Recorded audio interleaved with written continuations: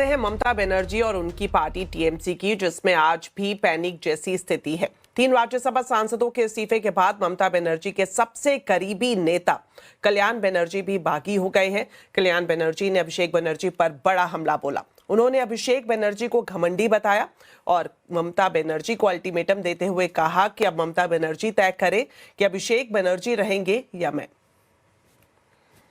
This is respect to a senior lawyer. These people have worked with me as junior.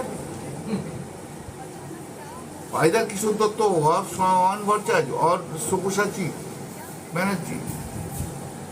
It's a great humiliation to me. His arrogant attitude has destroyed the entire party.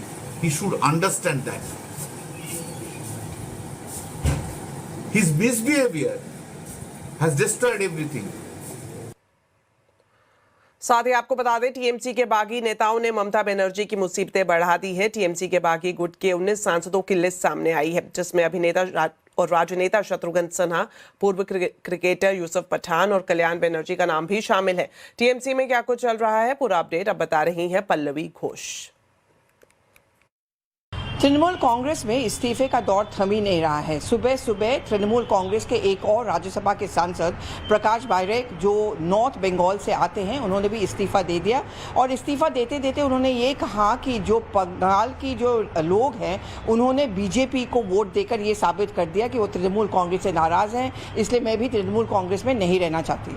उसके साथ साथ हमने report भी पहले भी किया है, सायनी घोष, सुष्मिता देव, सब लोग एक एक करके पार्टी छोड़ के जा रहे हैं। और जो चिट्ठी की बात की जा रही है, जो काकुली घोष दस्तेदार तैयार कर रही है ओम बिरला स्पीकर को देने के लिए, उसमें कम से कम 29 लोगों का सिग्नेचर आ चुका है। प्रसेनजीत बैनर्जी, जो एक फुटबॉलर है, जो भूपेंद्र यादव के घर में भी दिखे गए थे, उन्होंने भी इस इस्तीफे को पे अपना सिग्नेचर दे दिया।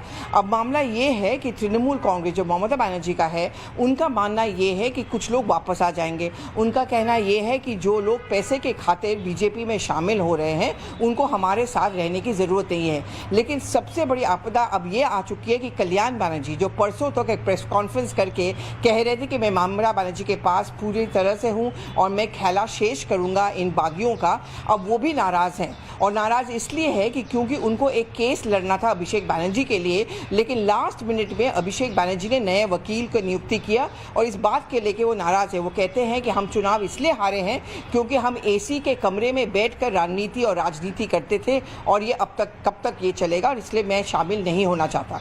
अगर कल्याण बनर्जी भी साथ छोड़ देते हैं तो ये ममता बनर्जी के लिए एक बहुत बड़ा धक्का इसलिए होगा कि जो लोग उनके साथ शुरू से शामिल थे, सिंगू, नंदीग्राम, और जो भी लड़ाई लड़ी है तृणमूल कांग्रेस, अगर वही एक साथ छोड़ के जाते हैं, फिर अब ये सवाल उठ जाता है कि क्या ममता बनर्जी को पार्टी बचाने के लिए अभिषेक बनर्जी को त्याग करना पड़ेगा।